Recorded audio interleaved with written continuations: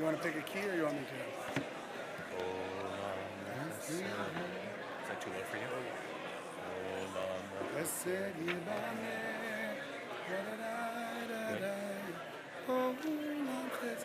We're different registers, but it's the same.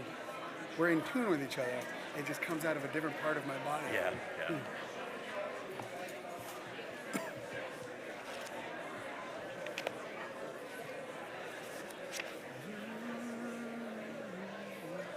Welcome, everybody. We're going to begin with a nigun. Josh Niehaus will lead us in Olam Chesed Yibaneh. Olam Chesed Yibaneh, Yadadai, Yadadai. Olam Chesed Yibaneh, Yadadai, Yadadai.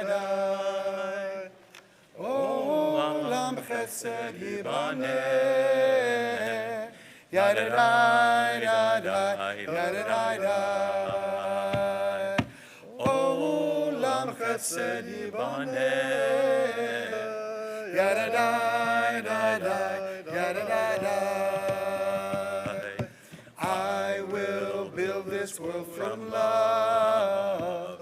Yadadai, Yadadai.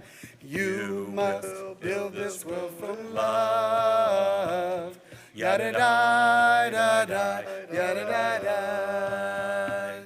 And if we build this world from love, Yadadai, Yadadai, then God will build this world from love. Yadadai, Yadadai. Olam Chesed Yibaneh, Yadadai, Yadadai. Olam Chesed Yibaneh, Yadadai, Yadadai. Olam Chesed Yibaneh, Yadadai, Yadadai. Olam Chesed Yibaneh, Yadadai, Yadadai. Rabbi Herbal will lead us in the Ma'ariv service. Please rise, page 26. V'hurachem mechapervon v'lo yashchit v'erbala Shiva po v'lo ya'ir chamato Adonai Hoshia hamelech yanenu v'yahom kor'enu. Baruch et Adonai Hamborach. Baruch Adonai Hamborach le'olam va'ed. Baruch Adonai Hamborach le'olam va'ed. We may be seated. Baruch at Adonai l'olam.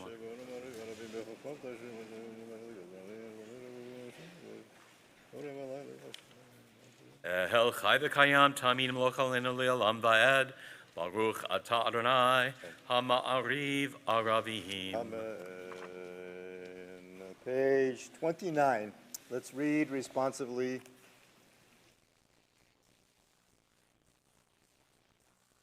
No, let's read together. On page 29 at the bottom. With everlasting love have you loved us, O God, revealing yourself to us through Torah and mitzvot. Your love is also revealed through our dear ones, whose love has been a benediction in our lives. For we have known the blessings of love and caring, and death cannot take these gifts from us. Your love, O God, is revealed as well in our strength to carry on, to find our way again. For while pain and suffering are real, your healing power is at work in our lives, enabling us to endure our sorrow, to transform our pain, to find courage to go on. From the darkness of our grief, O Lord, may rays of understanding shine forth, that we may grow in wisdom and perform deeds of loving kindness, nurturing our heritage of love and Torah, which reveal your presence anew in every age. V'ahavatacha al tasim mimenu lo'olamim, Baruch atah Adonai, Ohev Amo Yisrael. Amen. Shema Yisrael, Adonai Eloheinu, Adonai Echad. ואהבת את אדוני אלוהיך בכל לבבך ובכל נפשך ובכל מאודיך, והיו הדברים האלה אשר אנוכי מצווך היום על לבביך, ושיננתם לבניך, דיברת בם בשבתך בביתך, וקומך וקשרתם להיות על ידיך, היו לטוטפות בין עיניך, וכתבתם על מזוזות ביתך ובשעריך, והיה אם שמות תשמעו. אשר אנוכי מצווך את אלוהיכם ויעבדו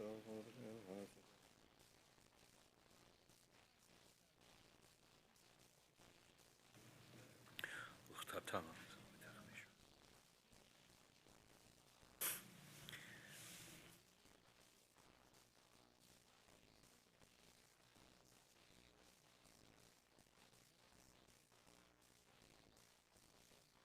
Middle of page 34.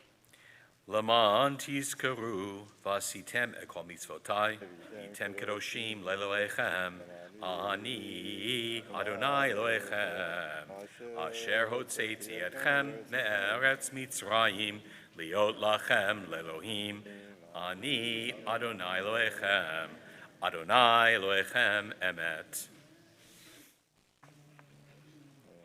Page 36.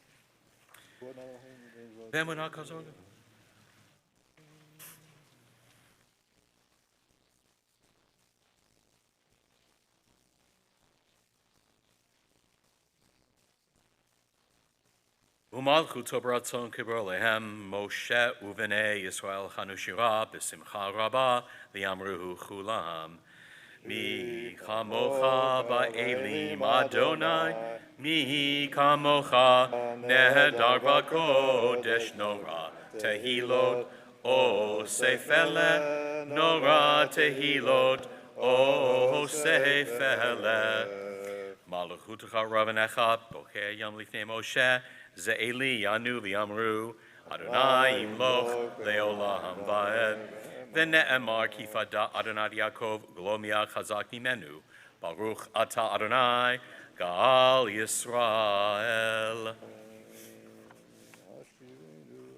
Hashkiveinu Adonai Eloheinu L'Shalom.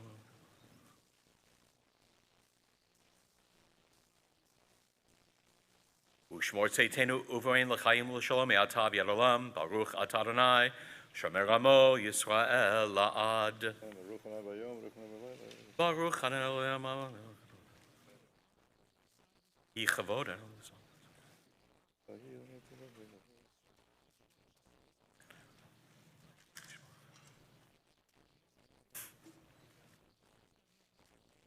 Baruch Adonai Bayom Baruch Adonai Balayla Baruch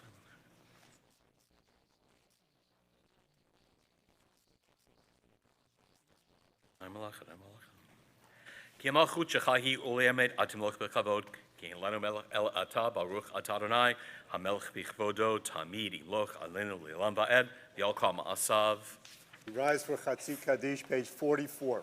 Yitkadal v'yikadash shemei rabbah yalma divrak yirutev lich malchutei b'chayei chona v'yomei chona v'chayei dechol beit Yisrael ba'agala u'vizman kariv imru amen yehei shmei rabbah mevorach le'olam u'lamei almaya Barach, V'yishtabach, V'yitpa'ar, V'yitromam, V'yitnaseh, V'yitadar, V'yitalev, V'ytalal, Shmei Dikudish Shah, Richu, Le'ela min kol birchata v'shirata, tushbechata v'nechmata, da'amiran bi'alma, V'yimru, Amen. Amen. We recite the Amidah quietly, beginning on page 46.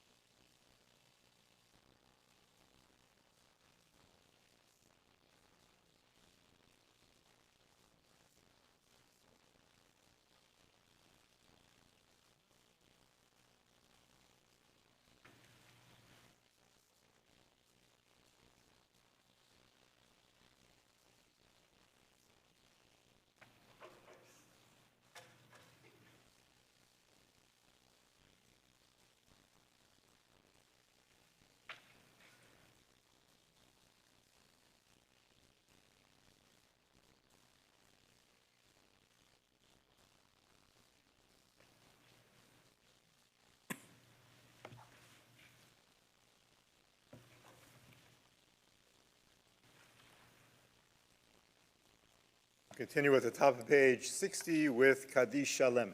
Shalom Rav. Shalom Rav. Oh, sorry. Page 56, third paragraph. We'll join in singing Shalom Rav. Shalom Rav al Yisrael Amcha Tasim Leolam. Shalom Rav al Yisrael Amcha Tasim Leolam. Ki Atahu melech adon lecho hashalom. Ki atahu melech adon lecho hashalom. Shalom Rav al Yisrael Amcha Tasim Leolam. Shalom Rav al Yisrael Amcha Tasim Leolam. V'tov beinecha levarech et amcha Yisrael b'chol עת ובכל שעה בשלומך. Shalom Rav al Yisrael Amcha Tasim Leolam. Shalom Rav al Yisrael Amcha Tasim Leolam. Tasim Leolam. Remain standing for Kaddish Shalem, page 60. יתגדל ויקדש שמי רבה, ילמד דברי חירותיו ונכמה חוטי בחיי חונו ויומי חונו וחיי דכל בית ישראל, ועגלה בזמן קריב ואמרו אמן. יהי שמי רבה מברך לעולם ולעולמי עלמיה. יתברך וישתבח ויתפאר ויתרם ויתנשא, ויתהדר ויתעלה ותהלל שמי לקודשה בריחו, לעילה מן כל ברכתה ושירתה, תושבחתה ונחמתה, דאמירן בעלמה ואמרו אמן. תתקבל צאתהון ובראותהון לכל ישראל, קודמו ונבישמיה ואמרו אמן. יהי שלמה רבה מן שמיה, וחיים עלינו ועל כל ישראל ואמרו אמן. עושה שלום במרומיו, הוא יעשה שלום עלינו ועל כל ישראל ואמרו אמן. Page 62, Aleinu. עלינו לשבח לאדון הכל, לתת גדולה ליוצא בראשית, שלא שנא כגויי הארצות, ולא שמנו כמשפחות האדמה, שלא שם חלקנו כהם, וגור עלינו ככל המונם. ואנחנו הורים ומשתחווים ומודים לפני מלך מלכי המלכים, הקדוש ברוך הוא, שהוא נוטה שמיים ויוצר הארץ, ומושב יקרו בשמיים ממעל, ושכינתו זו בגבהי מרומי. הוא אלוהינו אין עוד, אמת מלכנו אפס זולתו, כך כתוב בתורתו, וידעת היום והושבת אל לבביך, כי אדוני הוא האלוהים בשמיים ממעל, ועל הארץ מתחת. אין עוד, על כן נקבל לך אדוני אלוהינו.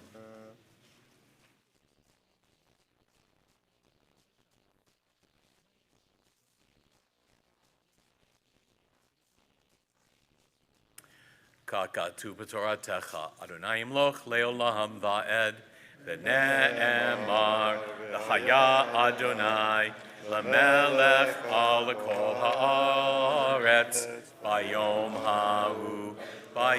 ההוא יהיה אדוני אחד, ושמו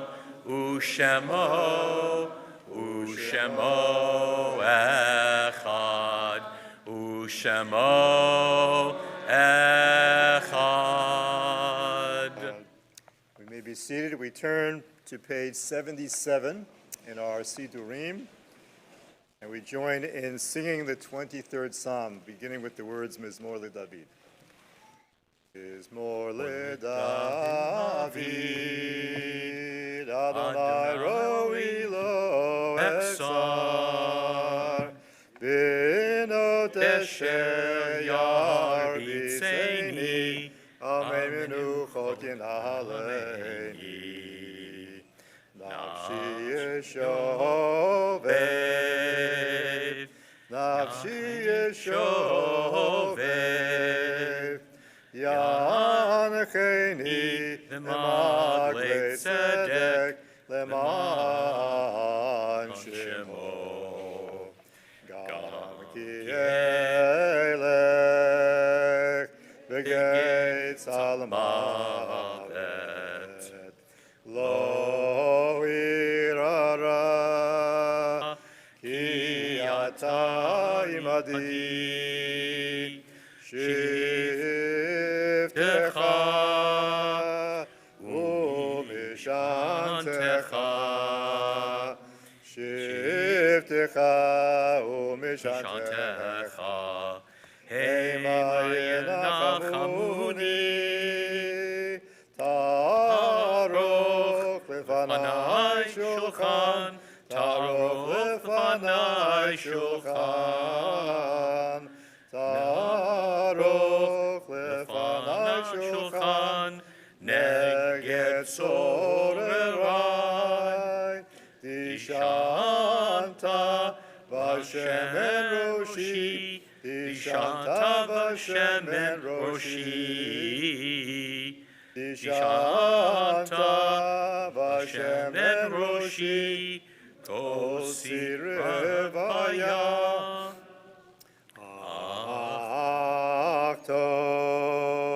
Achtov b'chesed yirdefuni kol yemei chayai v'shavti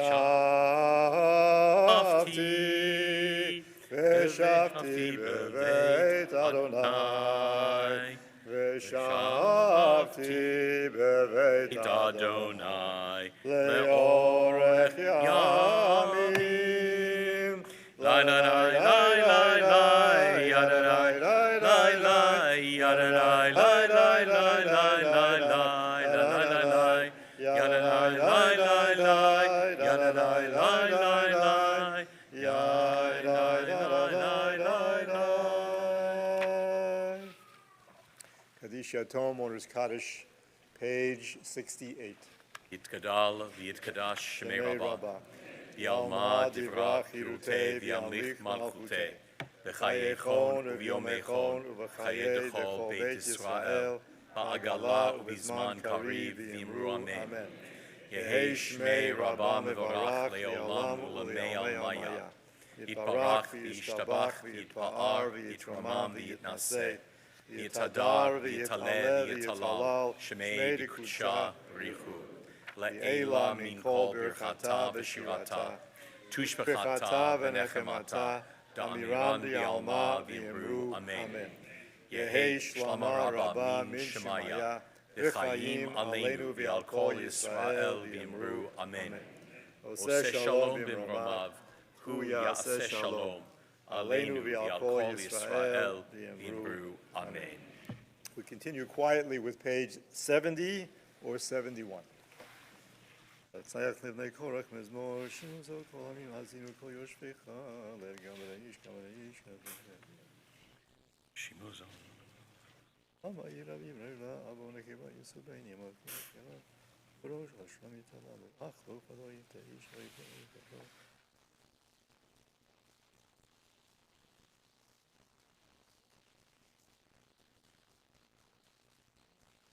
Yivam batem yivam b'shkevachem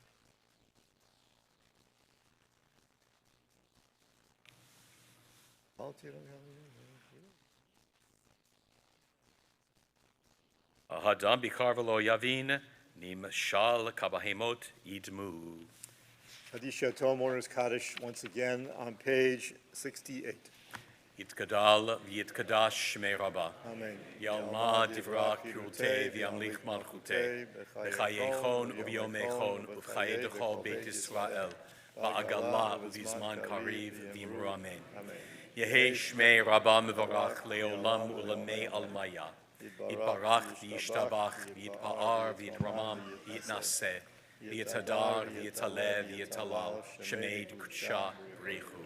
לעילה מן כל ברכתה ושירתה, תושבחתה ונחמתה, דאמירן בעלמה ואמרו אמן. יהי שלמה רבה מן שמיה, וחיים עלינו ועל כל ישראל ואמרו אמן. עושה שלום במרומיו, הוא יעשה שלום עלינו ועל כל ישראל ואמרו אמן.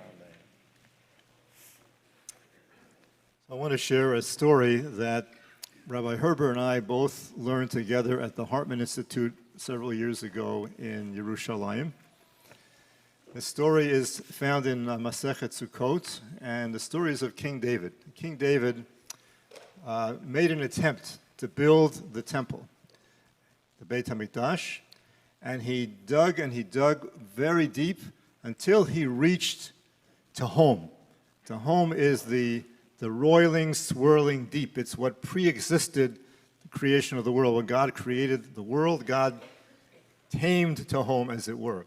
And the Tehom, if it were allowed to break forth, it would submerge the entire world and destroy the world. So David reached the edge of Tehom, and he saw that there was a stone, in our tradition called Even HaShitiyah, the foundation stone, and David was very, very tempted to unplug Tehom, and he did. And when he did, the waters burst forth and almost submerged the entire world. And David had a brainstorm at the last minute. He took a shard and he inscribed the name of God on this stone, and he threw it into the waters, and the waters stopped. But the problem was, not only did the waters stop, but the earth dried up so much that nothing could exist anymore. It was like the planet Mars. It was like a desert. It was barren. There was no life force left in the world. And so what David then did was he composed the psalm Shir LaMa'alot. Literally means the song of ascents. And the waters rose again, just enough so that the world was not submerged and not destroyed, but also wasn't a barren desert, and the earth was able to survive. So it's a fascinating story. There's a lot to this story. I'll give you one take of what I think the story is actually about. So when God created the world, it says God tamed Tehom, but didn't destroy Tehom. It didn't overtame Tehom. And Tehom in our tradition in the Bible is represented as Leviathan, Livyatan. And the Midrash tells us that Leviathan is still around. And God has Leviathan on a short leash. And Leviathan represents the power of the ocean. And the way we can see Leviathan in its action is you go to the ocean and you see the waters rushing towards the shore with great force. And at the last minute, they go back.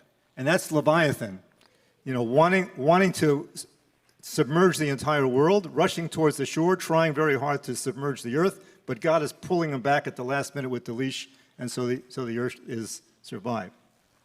And what's happening there is that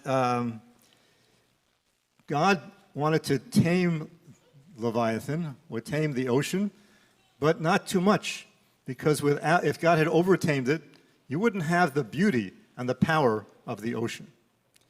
And so there's something about that tremendous force, that tremendous life force, that can be very destructive. But if you manage to tame it just enough, but not too much, that destruction actually becomes your greatest source of life. And why did David unplug Tehom? Why was he attracted to home? Because he was attracted to that wild energy. He was attracted to that life force. And of course, he would be, because he was a musician. And that's what musicians do. They get us in touch with our deepest emotions.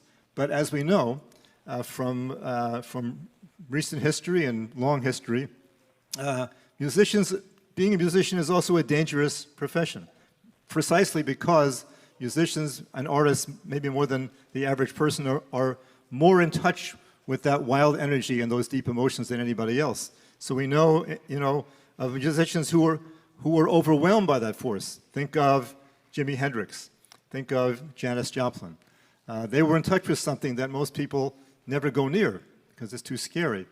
And they unleashed that force. They unplugged to home, but they couldn't handle it, and they were overwhelmed by it. But David was able to handle it. He was able to give enough structure to this crazy, wild energy so that it would inspire people, it would move people, but it would not destroy people. That's what great art does. That's what great music does. It's so interesting that the result of reining that life force in was a poem and a song. A song, after all, when you think about it, is a structure. It's an artificial structure.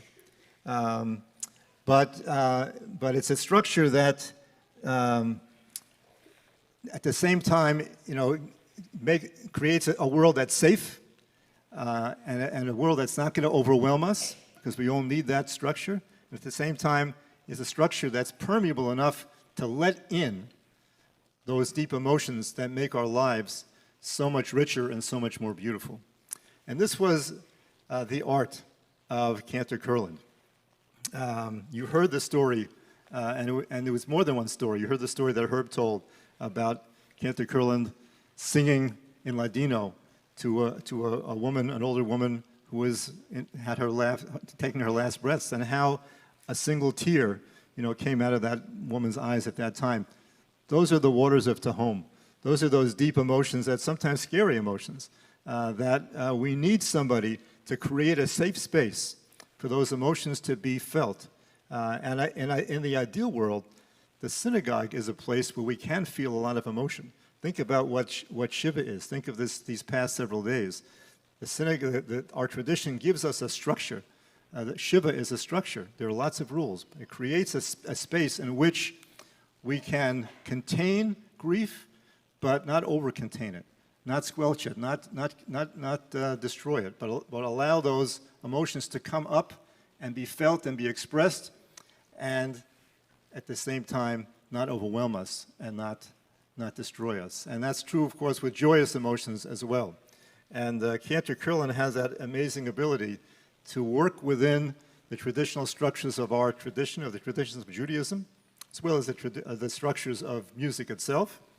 And through his music, and not only through his music, but through his personality, through his character, through his very being, through his kindness, he was able to put us in touch with deep emotions in a way that was safe, but in a way that made our lives richer and more beautiful and more meaningful. And for that, and so many more things, we will always be deeply grateful to him.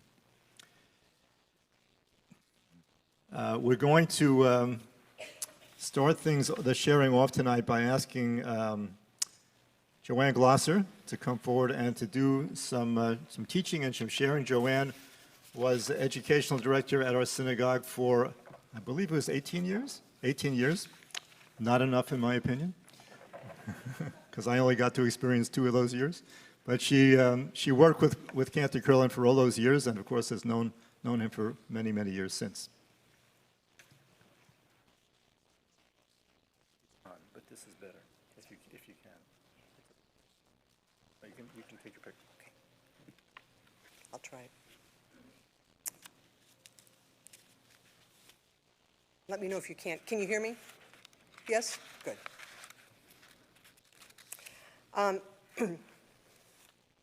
Well, hi, I'm Joanne Glosser, as Rabbi Rosenbaum said. I had the privilege, the delight, the occasional challenge, but mostly the true honor of working with Cantor Brad Kurland for 18 years, from 1986 to 2004. We started as young 30-somethings, and we grew together as cherished colleagues and enduring friends. So picture with me, if you will, the beam is pushed all the way back to the social hall windows. 900 souls fill the seats. The pre-service chatter and hugs have subsided. The swoosh of tali-tot draping shoulders is heard, and everyone is standing on the cusp of Yom Kippur.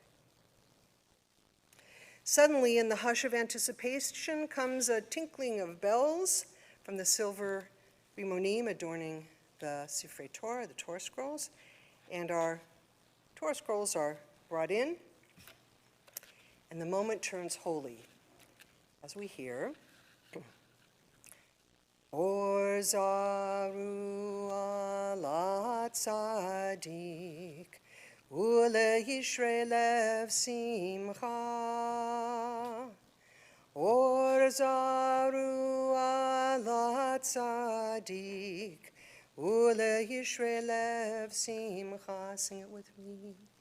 Or zaru ala tzadik, ule yishrei lev simcha.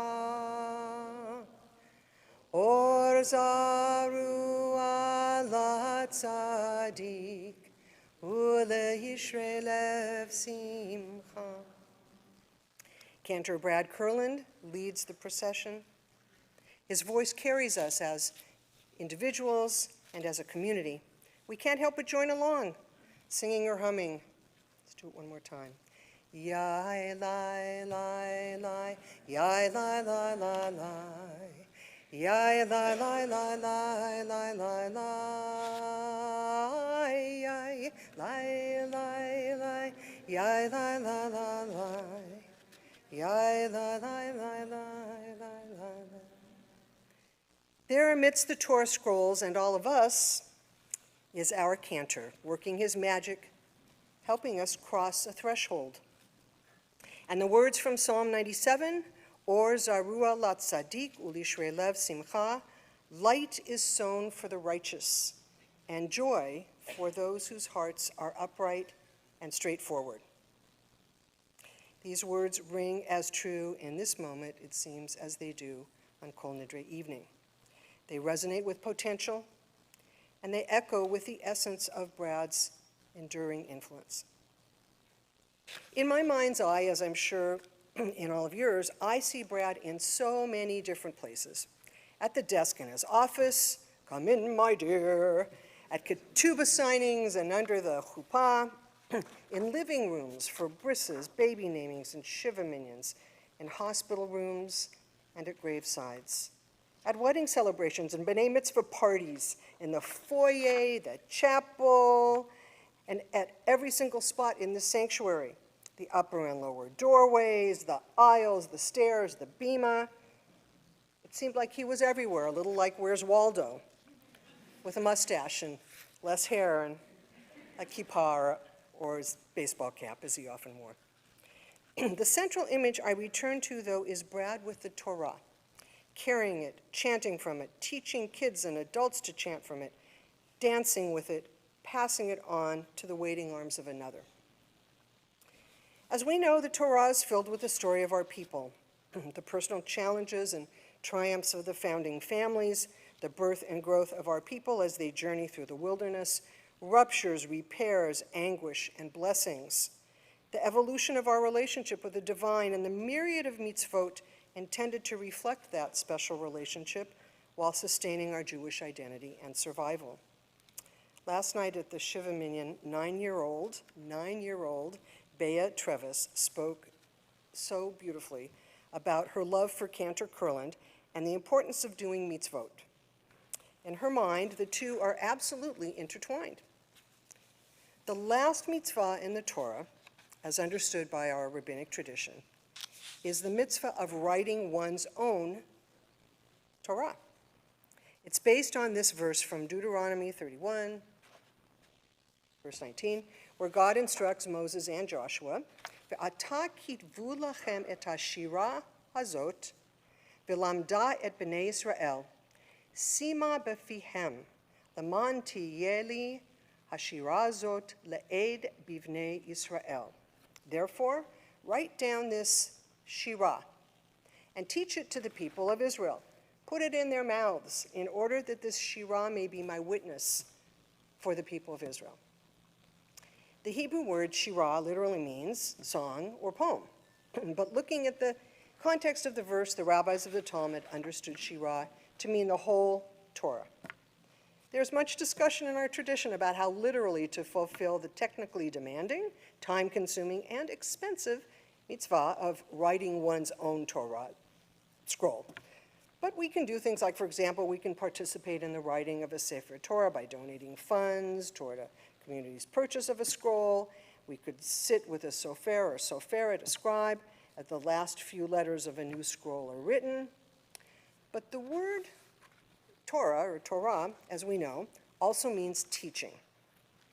So in an expanded sense, we can go beyond the literal translation and ask ourselves, what can it really mean for each of us to write our own Torah? What did Brad write in his Torah? And what does it teach us? Brad's Torah, first and foremost, it seems to me, is the Torah of Or Zarua, of planting seeds. Seeds of Or, of light, and seeds of Simcha, of joy.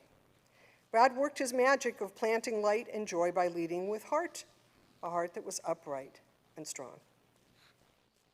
Brad's Torah is also the Torah of presence, of showing up at moments in our lives, moments of transition, joy, vulnerability, loss, a phone call, a hospital visit, personal moments and communal moments, large and small, pivotal moments and everyday ones too. Whether 3 months ago or more than 3 decades ago and everywhere in between, these acts of presence are sealed in our minds and hearts, and for many of us in family photo albums and picture frames on our walls at home. Brad's Torah is the Torah of acknowledgement, of being seen and remembered. Sometimes with words like, "I know you," or sometimes a gesture, 2 thumbs up, or a nod and a smile while walking up the sanctuary stairs with the Torah. I never could figure out how we could do all of that at once. One of my personal favorites, he loved to call my elderly mom Harriet by her Hebrew name, Chayarisha. And boy, did that make her smile. And it made me smile when he asked about her. "How is Chayarisha? Tell her I said hello." He had an uncanny ability to remember names and relationships, and I think that was because Brad's Torah is also the Torah of connection. We've heard story upon story these past few days about his ability to connect with preschoolers, 13-year-olds, young adults, the elderly, and every age in between. It was one of his superpowers. He taught us that you don't need to have an operatic voice or a perfectly crafted message to connect with a song or reach out with words of encouragement. You don't have to be keenly erudite or wear a bespoke suit. Not that there's anything wrong with it, but you don't have to do these things to speak from your heart, hold someone's hand, or be there to provide comfort. Brad's Torah is the Torah of authenticity. He was humble and unpretentious.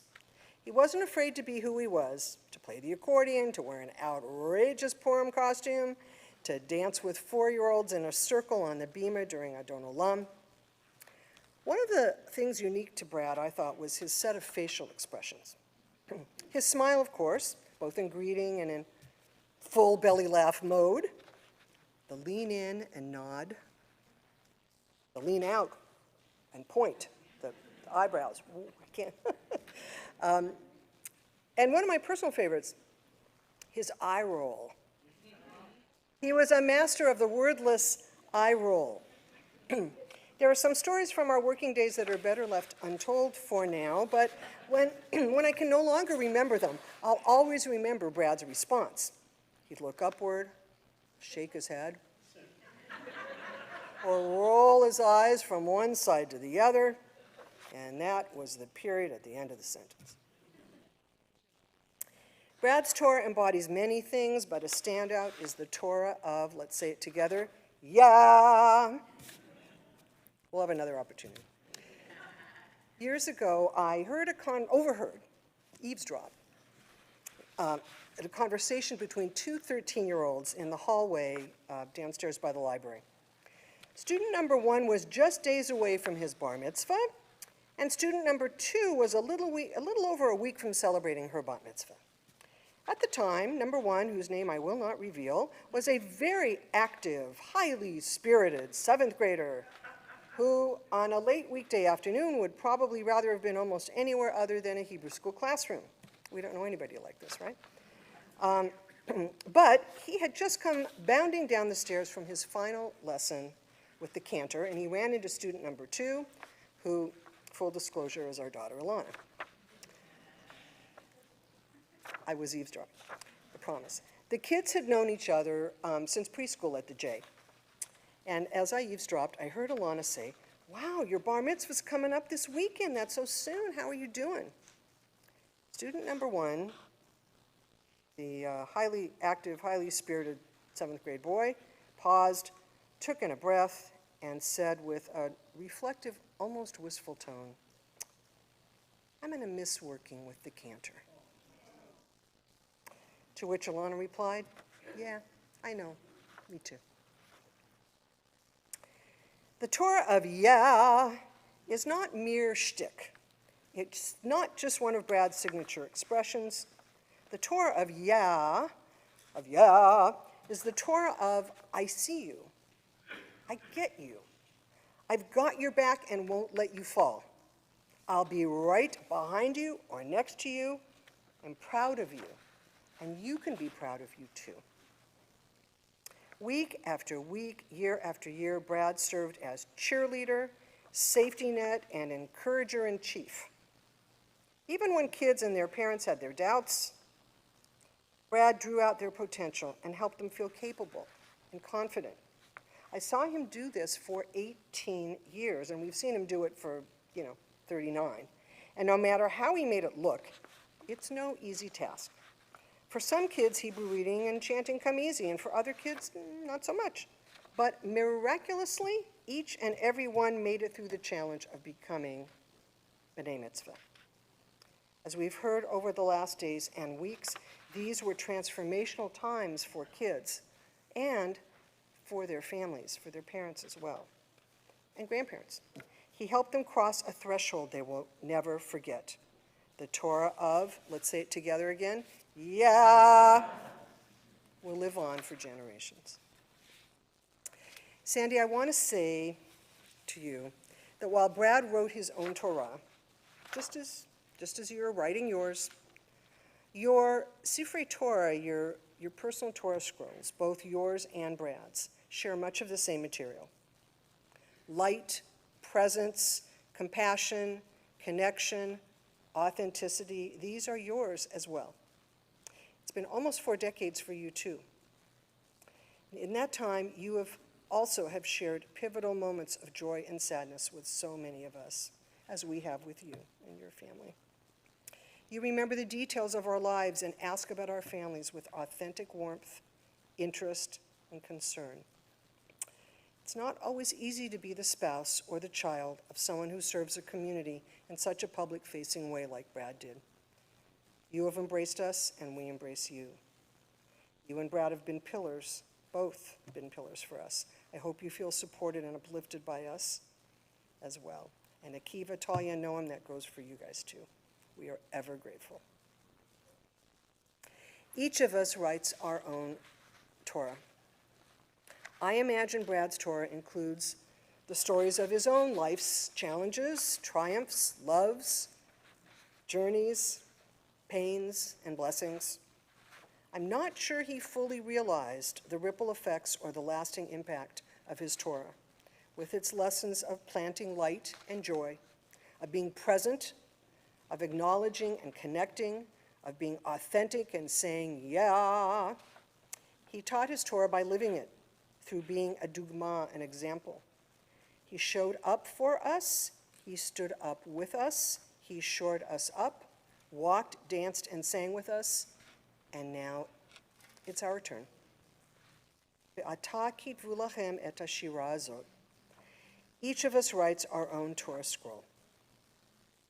In the process, let's fold in the wisdom of our Jewish sources, and let's continue Brad's work in the world. Let's remember to tell each other what they mean to us, what we've learned from them. Let's remember and honor our cantor and our friend, Bradlee Kurland, by incorporating his life's Shirah, his song, and his Torah into our own. Zichrono livracha, his memory will be a source of enduring blessing forever.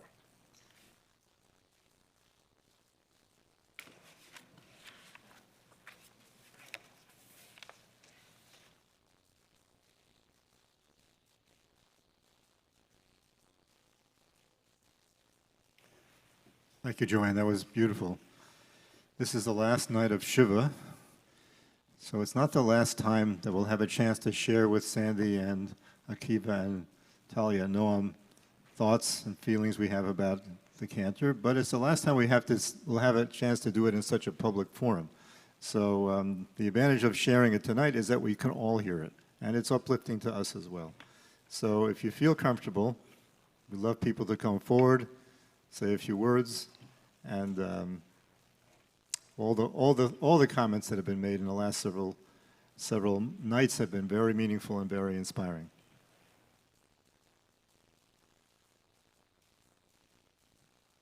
Please remember to identify yourself, even if you're absolutely sure we know who you are. Yasher Koach.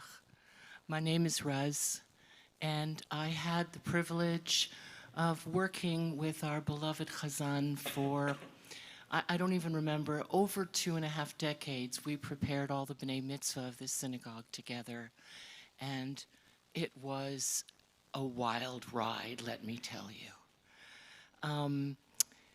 When my fellow educators and I would go to CAGE conferences, Coalition for the Alternatives in Jewish Education, every summer, we would meet folks from all over North America and even in Europe, and we would often hear teachers complaining about the cantor at their synagogue.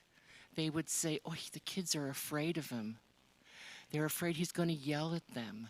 He makes them nervous." And we would hear this over and over again. Joanne and I, and Andy, and whoever else was there, Bob Zeal, Shalom, we'd look at each other and we'd say, have we got a chazan?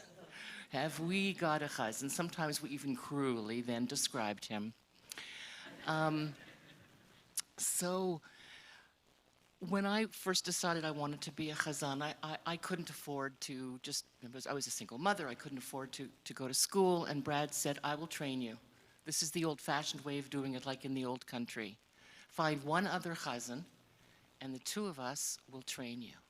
And that is exactly what he did. And I want to tell you, being his student was way more fun than having to be the administrator of his schedule. And we've talked about that before, but when he and I were singing together, we were in Gan Eden together.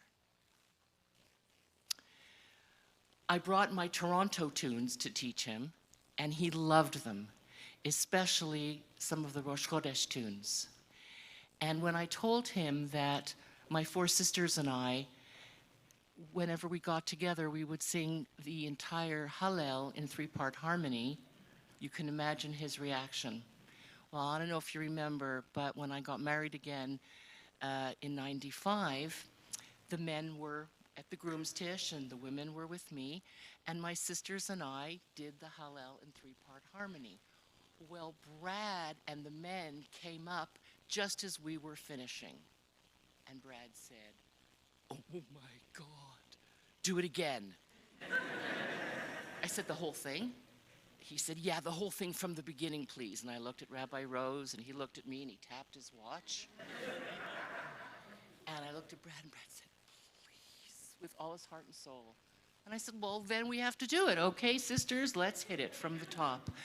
And the joy that poured off that man sustained me for so many hard years after that. And whenever I would be experiencing a particularly hard time in my life, which God knows there were more than a few, just being in his presence was enough for me to recalculate, rebalance, feel the love, the energy, and know that I was safe. And to feel safe with someone, well, that was part of our Chazan's Torah too, right? He made us feel safe, just like all those kids that or all his kids, that he took through the experience. And he was good to the parents too. He would sometimes say to me, you know, the kid didn't do his homework. But if I tell the parent will get mad at them. So if the parent asks me or you if they did their homework, we're going to say, I went, yeah, gotcha. We're going to say, yes, everything's great. That's one of the things that I learned from our beloved Chazan. I could go on with a million stories. I won't. But we love you, Sandy, and all of the beautiful people in this family that if I say your names, I'm going to start crying. And he loved all of you. And you know love is the only thing in the world that is real because it can never die.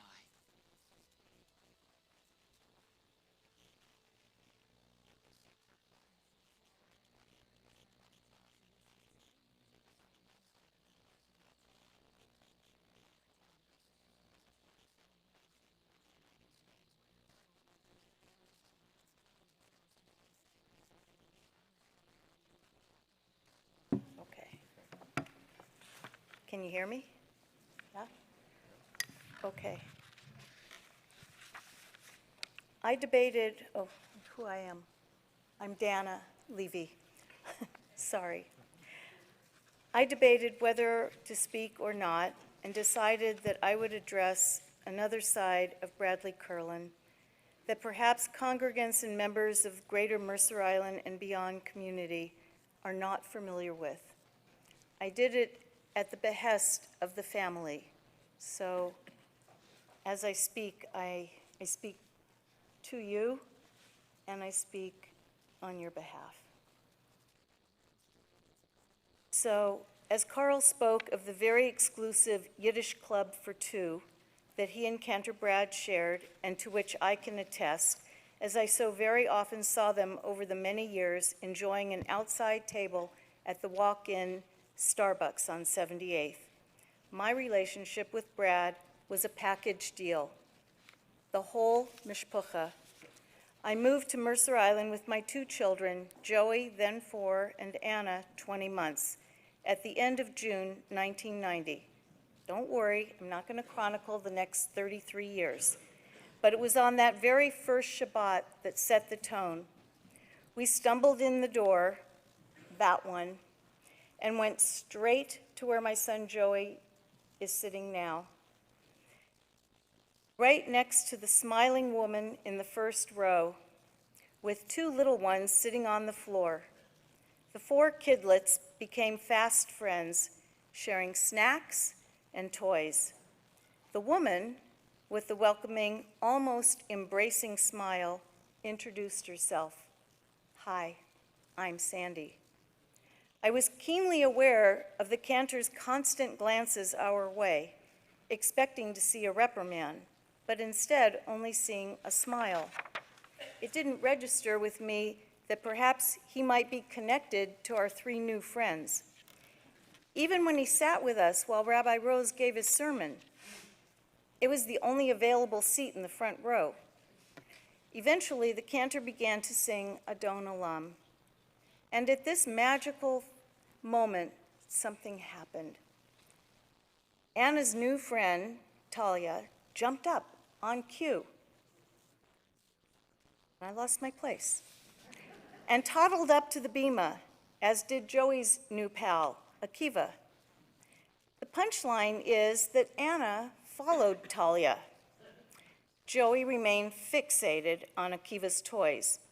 And without missing a beat, though, Cantor Brad scooped up Talia in one arm and scooped up Anna in the other, and kept right on singing. A mishpucha was forged, just like that. Brad sealed the deal the first time the family came to my house for dinner, as he carried his plate of pasta across the living room floor and stumbled over a toy. His word choice warmed the cockles of my heart. We were family by choice, perhaps destiny. Between us, there are countless meals shared in each other's homes, in the homes of friends, in restaurants. Marking down one another, there are countless meals shared, marketing done for one another, rides to and from the airport, schools, appointments. I'll never know how many times Anna got a ride to Lake Ridge Elementary School because she'd missed the bus. She'd call Brad. She had a direct line. I think it was their secret. Brad taught my kids how much better a PB&J sandwich is with a slice of banana or an apple.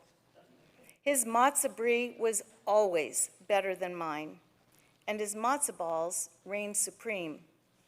Please don't share that with my sister-in-law, Arlen.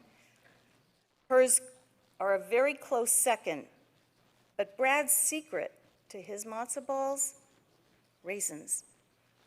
Not every matzah ball gets one, but if you get one with a matzah ball, you had to tell a story, a joke, or sing a song. Was that really only on Pesach? Okay. Still, the raisins in the matzah balls. Unbelievable. I suggest it highly. When I went gluten-free, Brad made gluten-free matzah balls. He'd never made one. I don't know if he actually tasted one or not, but they were outstanding. In fact, whenever anyone came for dinner, Brad made sure that all the unique dietary needs were met. Gluten-free, pescatarians, vegetarians, vegans, whatever. Even that Pesach, when 35 people joined at the tables, we sang Had Gad Yah amidst the more volume and variety on that table than I had ever seen in my life. We laughed, we sang, we chanted, and emptied countless bottles of wine and grape juice. My daughter Anna described Brad as unassuming and observant of people, not disinterested in the dances that she and Talia made up, but not joining in either, as if it weren't proper. Of her B'nai Mitzvah with Charlie Michelle, Anna said that she felt expectations were high and clear, maybe on par with Talia. She wasn't sure. But just like each and every bar and bat mitzvah, Cantor Kurland made sure that she too felt elevated that day and a little more relaxed because of that nuanced gesture of shuckling the shoulders and giving that yeah. My son Joey commented that Brad's public persona was exemplified by his smile. It was something you could count on every single time you saw him. But I'm here to tell you a little about Brad, the family man, the friend whom I have loved for 33 years and could argue with on a variety of subjects, loudly, expressively, passionately, like a sister or a cousin, just half a step outside of the nuclear family. I exacerbated Brad, exhausted him, neither of us relenting. Rabbi, you have been at the table on a couple such occasions. Sometimes hands flew up. Sometimes the table got slapped. Dinner was usually about done anyway, whether it was Shabbat or Pesach or just a middle of the week. Sandy would blow the whistle at our impasse, and the kids could let out a sigh of relief. Sometimes the most good-natured, smiling nurturer of egos and self-esteem lost his knack with his own kids, who struggled to find their way, especially when they reached inside, though, and found their voices. He struggled. That was foreign territory for Brad. The son of Inez and Morton never challenged his parents, especially Inez. Even I didn't argue with her. Brad was a complicated man, conflicted in many ways, downright confounding in others. And he was deeply private, certainly not happy with me when I took the curtains down in the living room. People can see in. You've still got shades, I said, thank God. Why the friendship worked, why Akiva didn't run away, why Sandy put up with the mishigas, because at the very core of Bradlee Kurland was an endless well of unconditional love and an announcement of it every time I'd step through the door or he'd walk into the living room and find me. Brad would proclaim, "Dana's here," usually followed up with, "It's nice," or "It's good to see your face." And it was true for the kids or anyone else who came through that door. That was his knack coming through at home. Just a little more, if you'll bear with me. Soup. So much soup. If you ask Brad, he brought it. Ever at the ready, every time. Out of the blue, magic. Better than an ever-ready battery. So when this horde cancer struck, when the strokes fired off, it was time to hunker down as a family and provide Brad what he had provided all of us all the time. We needed to provide him, his congregation, and his community everything possible. You've heard how Sandy, Noam, Talia, and Akiva were at Brad's side 12 to 14 plus hours a day in shifts, mostly, sometimes, especially last Thursday, together. It was something holy to witness. I have been in awe at each and every one of you. Sandy, Akiva, Talia, Noam. You raised Brad, your dad, up. You nourished his heart, and you prepared his soul. The last words that Brad spoke to me were as I came into his room and bid him a good night upon leaving, both times. He whispered it, but it was clear as day. It's good to see your face. It was so good to know and see his face for 33 years. I will treasure it always, as I treasure each and every one of you. My single greatest honor in this journey, last 2.5 months, was to escort Brad's talit and kippah to Bikur Cholim. Is that where I took it? I don't even know.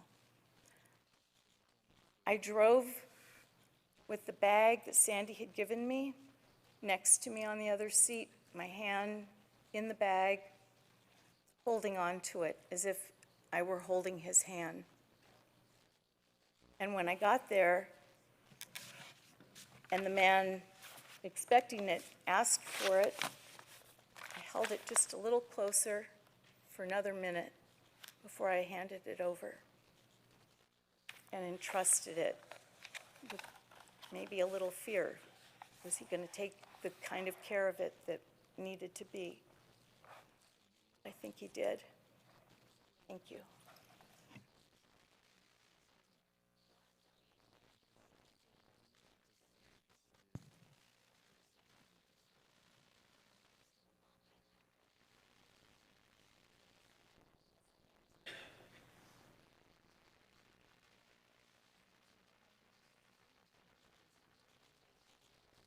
I'm going to go sit down after hearing all this.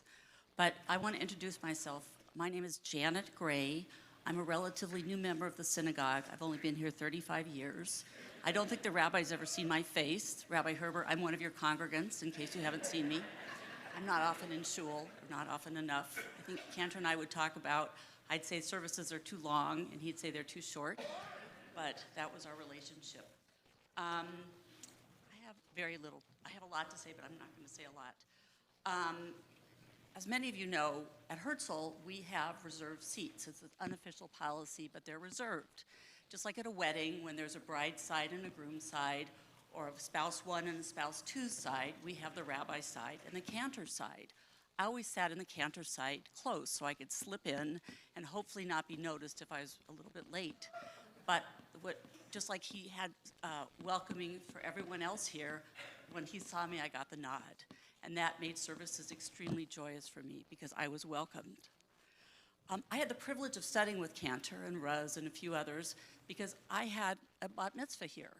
I know many of you had bat mitzvahs here, and of course my parents were there, but my children were there also, which made it extra special. Because I grew up in Seattle at a Reformed synagogue at a time when girls, 13-year-old young women, did not have bat mitzvahs. And it was such a privilege to come here and study with the team, including Bob Zimmerman of blessed memory, and of course Cantor. For some reason, I never got the great bubble gum or the cookies that everyone else talked about, but it was still a wonderful, wonderful experience. I do want to just share two remembrances of the Cantor. The first is, I think Rabbi Herbert said he did not talk politics with the Cantor, but Rabbi Rosenbaum said he did. And I was in the second camp because, like Sandy, I come from a mixed marriage. No, it's not just because my husband's Sephardic, it's because I'm from a politically mixed marriage. So the discussions were fine with me. I never shied away from one, having met someone who was really a soulmate of the Cantors, or married someone who was a soulmate of the Cantors. And I remember several days before the eve of the 28 election, when I thought one of the best people ever was being elected president, and the Cantor, of course, had a different view. He and Sandy and a few others came to our house. I see someone else who was there, and had a beautiful evening. And we talked about everything, and of course we talked about politics. And Brad and Cantor, my Brad and Cantor, poo-pooed what was going on, and we poo-pooed the other way. But at the end of the evening, my Brad and Cantor were together laughing it up, and they had such a wonderful time. It was a wonderful evening, topped only by the election results a couple days later, while Cantor and my husband sat Shiva. But the other remembrance I have, this is a little sadder, but when the Cantor's father passed away, and after the Shivas were over, we were all welcomed back to the synagogue to greet our Cantor. And you know, we always see Cantor running around. He's on the bima, he's singing, he's dancing, he's schmoozing, he's, as I say, back, forth, whatever. This was the first time I ever heard Cantor speak publicly. And he talked about his father. And I have to tell you, and with all due respect to the rabbis behind me, it was perhaps one of the finest eulogies I've ever heard. He talked about his father and what a great man his father was. And his greatness did not come from wealth or other material things. But I don't know if you called him Zayat Zaft, okay. But it came from his greatness came from his love of his family, his love of his community, of shul, of the whole Jewish community, of his country, and of Israel. And for Cantor, that was a great man. And when I think of those words, and Sandy, I would love to have a copy if you had one, but probably not. But I would love, when I heard it, I thought, that's exactly what we can say about Cantor. He loved us. He loved his synagogue community. He loved the Trader Joe's and Albertsons and every place else community. He loved Israel. He loved jewelry. He loved our country, regardless of who was president. And to be touched by someone like him, and having had the pleasure of knowing him, again, as a relatively new member of only 35 years, it was such a wonderful experience. And I feel blessed that you were able to share him with us and everyone else, all his other best friends in the synagogue. And may Cantor's memory be for a blessing. Thank you. Hi, I'm Jillian, and Santhi and Akiva already know this, but when I first had Cantor, he was extremely fun to work with, and he went above and beyond and helped me. So he helped me understand all that I could understand, because I had so much trouble understanding certain things and still do. And he helped me so much because he really cared a lot about me, and he really helped me learn the Torah and understand it. And I don't know what I would have done without him. And I know that Rabbi Rosenbaum knows, and yeah, and you guys know that it would have been, it's really hard to know that he's gone. Thank you guys.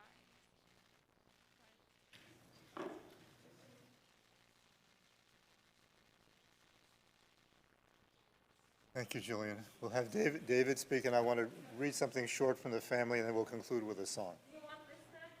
Good to David. Thanks, Jillian.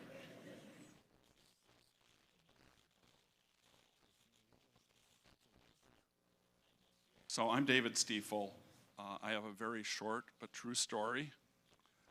And it happened 21 years ago this coming weekend. Memorial Day, there was a bar mitzvah here.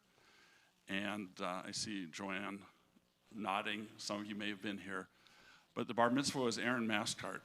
And his mother's first cousin was Senator Joe Lieberman. And Senator Joe Lieberman was here with his tefillin and his Secret Service detail.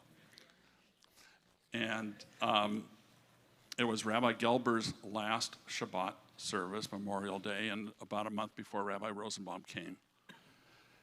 And it was fascinating to see Joe Lieberman on this bima. And the first words out of his mouth were, "You have an amazing one-man Ruach band." And I think that just summarizes so much of what was said tonight and the other evenings, that Cantor Kurland was a one-man Ruach band and an inspiration to all of us.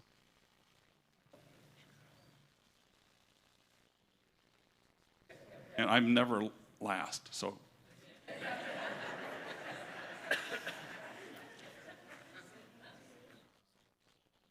For sure. I'm Joyce Stiefel.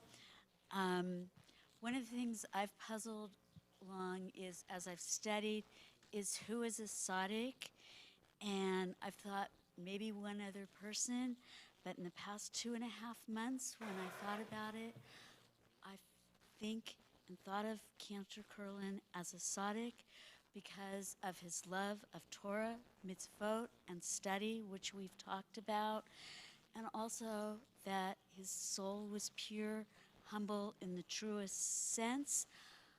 I always believed that his prayers went to heaven, and when Joanne talked, she talked about the Kol Nidre service, which is the service that made the most significant impression on me when I would sit here as he was stand here as he was chanting Kol Nidre. I would feel that the prayers were going to heaven.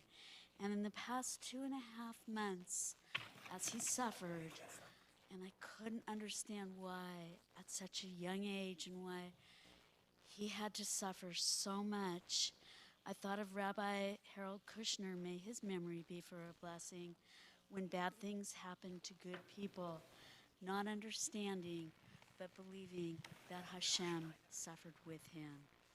And I'd like to say that. I just want to read one short piece from, thank you, Joy. So this is from Adina, Cantor Kurland's niece, on behalf of his, her behalf, and also behalf on Helen, his sister-in-law, and Zev, his great-nephew. She just felt too overwhelmed with emotion to read it herself, so she asked if somebody could read it for her. We were so incredibly blessed to have Brad join our family almost 40 years ago. He quickly formed bonds with each of us individually. We were lucky to spend summers together in California, often playing in the pools of Calistoga. He and Sandy's mom, Miriam, would vie for the spite of best Jewish mother, making sure everyone was fed, cared for, and slathered in sunscreen. Brad loved Miriam's cooking and spent countless hours trying to glean a recipe where there was none. He nonetheless picked up some tricks from her, but like us all, he always had more questions. Miriam and Sandy's father, Bernard, Holocaust survivors, always seemed to have such a yearning for Yiddish music from home. Brad filled that hole in their hearts when he visited, whether it was breaking out in song mid-conversation, putting on a concert at the dining room table, or singing to Miriam as she passed away. And then there were the birthday calls, when the whole family would call and sing. We all look forward to those calls each year. It was a joyful reminder of the love being held for us in Washington. And it was convenient on Adina's birthday when we could sing together for the June 11th babies. Discussions on politics may have been rather animated, but one thing we all could agree on is our love for Israel. His Zionism fit right in with the Samuel family's unequivocal love for Israel. He was such a joyful and caring treasure for us and in our family, a beacon of peace. No matter who was fighting that day, he didn't allow anyone to feel isolated. We each felt special to him, and like so many of you, we each had our own shtick with him. Our recent favorite is Don McLean's Drove My Zevi to the Levee. We will never hear that song the same again. Brad may not have been a perfect man, nobody is, but for whatever position he held in each of our lives, he was the best. We could not have hoped for a better Cantor, friend, role model, brother-in-law, uncle, father, or husband. Though we suffer the loss of him from this world, it's nice to believe that he is in a better place, being greeted by the many he welcomed into his world, and that someday he will greet each of us again. Nice to meet you. Before we conclude with the S.I.N.I. is found on page 76. We're going to sing that together. I just want to share something really, really brief, and that is, in most congregations, almost all congregations, when you put away the Torah, you sing the words Eitz Chaim Hi. When you get to the last line, Chadesh Yemenu Kikedem, that's the end. And I thought it was the end too, until I heard Brad always added, he always took the last line and he sang it again in a completely different tune. Hashivenu Hashem, et cetera, et cetera. Since Brad got sick, and he was no longer on the bima for the past 2 months, and when I was in Shul on Shabbat, I noticed that it wasn't sung. And I felt myself feeling it in. I heard it in my head, right? In that silence, I heard Brad's voice. And what I want to suggest is that we fill in the silence too, in our own head. That we continue to hear Brad's voice and feel his presence, because in the way that he filled our lives, in so many beautiful and meaningful ways, when he was with us on this bima, off the bima, and in many other different venues. And now we conclude with S.I.N.I., page 76. Sing together. S.I.N.I.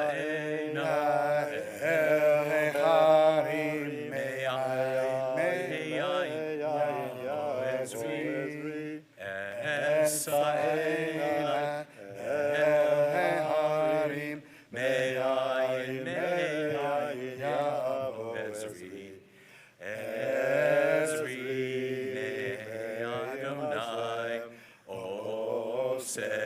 Shamayim va'aretz Ezri Me'im Adonai Oseh Shamayim va'aretz. Sandy and Akiva, Talia and Noam. Hamakom Yirachem Echem V'tov Shavei Leitzim Yerushalayim. May God comfort and sustain you as God has comforted those who mourn for Zion and Jerusalem. Let us all say amen. Amen. If you could please return your Sidurim and copies from where you found them. Please be careful driving home, and let's remember to embrace ourselves from this day forward, remembering the love that Cantor Kurland shared with all of us. Let's share it with each other together. Amen. pressure call, Josh. Thanks so much. Last minute. Thank you. The key that works best for you is like one. I actually Is it half? Is like to like something that works for you and works for me. we're gonna take a look. You'll show me. Yeah.